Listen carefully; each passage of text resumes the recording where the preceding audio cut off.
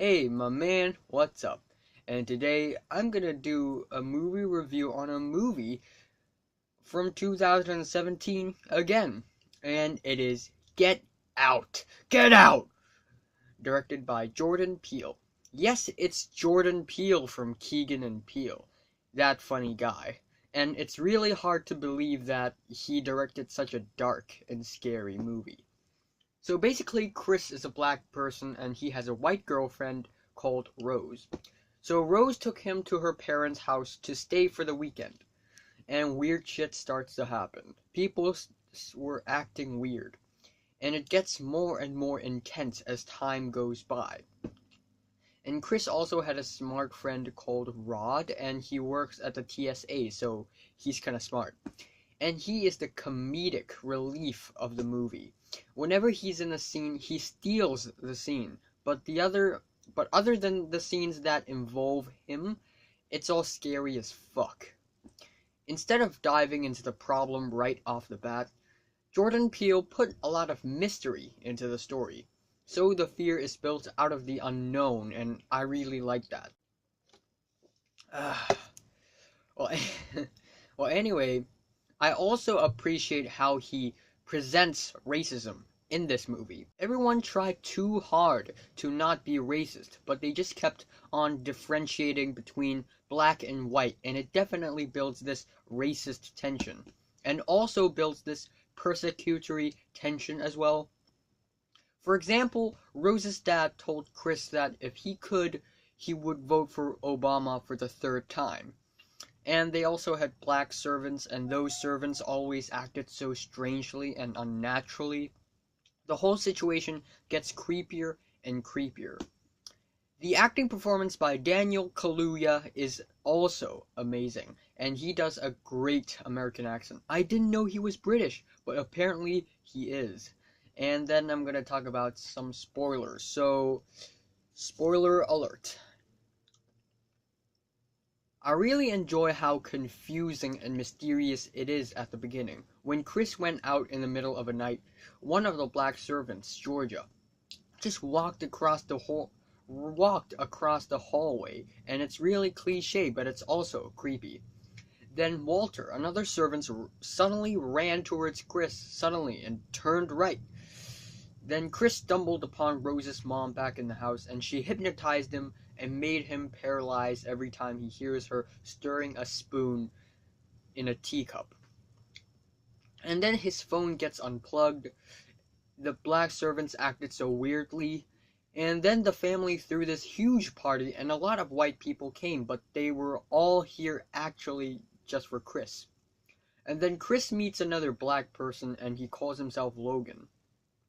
It's funny because the last movie review I made is Logan. Chris secretly takes him a photo, and it flashed, and Logan just freaked out. And Logan was like, "Get out of here! Get out! Get the fuck out of here!" in the surface. But it's like Logan was angry at Chris for taking a photo in the surface, but actually Logan was warning Chris and telling him to get out and not be abducted by the white people. So that's actually really scary.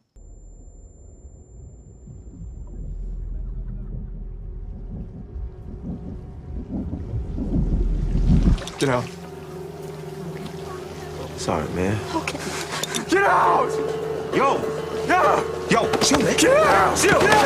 Chill, man! Chill! Get the fuck out of here! Towards the end, a plot twist comes in, and it comes in slowly and painfully. It was like, I knew it! I knew it! Rose was bad the whole time, and they really abducted Chris and locked him in a basement and tried to paralyze him and put someone else's brain into his body to control him. It doesn't make sense, but whatever. But Chris used his intelligence and knowledge, and he was stranded to a sofa, and he managed to get the cotton out of the sofa and put it in his ears so that he wouldn't be affected when the cup stirring paralysis thing happens. That's really smart. Then he straight up bashes Rose's brother's head and grabs a deer head taxidermy and straight up yanks it at Rose's dad. Then Rose's mom came and tried to kill him, but he managed to kill her first. And then after a lot of fighting and bleeding, he escaped in a car. Then Georgia popped out of nowhere and got hit by his car. And Chris took Georgia with him, but he doesn't know that Georgia was actually Rose's grandma. So Georgia died after the car crashed. Georgia kind of interfered Chris and they crashed the car. Oh my gosh, it was so suspenseful.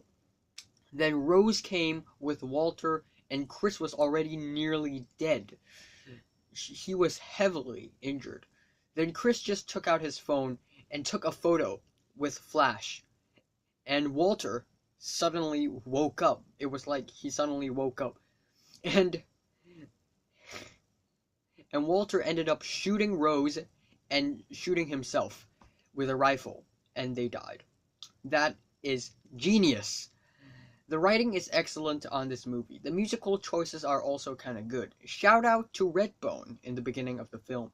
There's nothing too special about the costumes, the editing, or the cinematography, but the writing alone is really good. And I love how Jordan Peele takes so much attention to the detail. Like the deer Chris saw before he went to the house is like the deer he saw in the basement. Like the reason why Walter was running was because it was actually Rose's grandpa wanting to beat Jesse Owens. Vanity Fair had a video where Jordan Peele reads fan theories and a lot of Easter eggs and symbolisms are revealed on that video. Go watch it. Link in the description. It's a really good movie. Overall, this is a magnificent movie that builds great tension and suspension.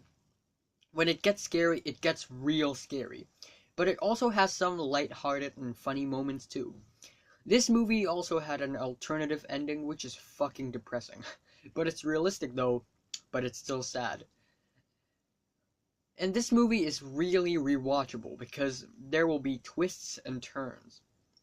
Jordan Peele rocked his debut movie, and I look forward to see more of him and Daniel Kaluuya. Allison Williams, who played Rose, also acted decently. It's a great movie, and it's one of the bests of the year. There are a few flaws and unnecessary moments, but nonetheless, a great movie indeed. I'm saying Get Out is mind-blowing, and I'm giving it a 9 to an 8, a strong 8 out of 10. So, have you watched Get Out? From 1 to 10, how much would you rate it? Like if you like it, and subscribe if you want more.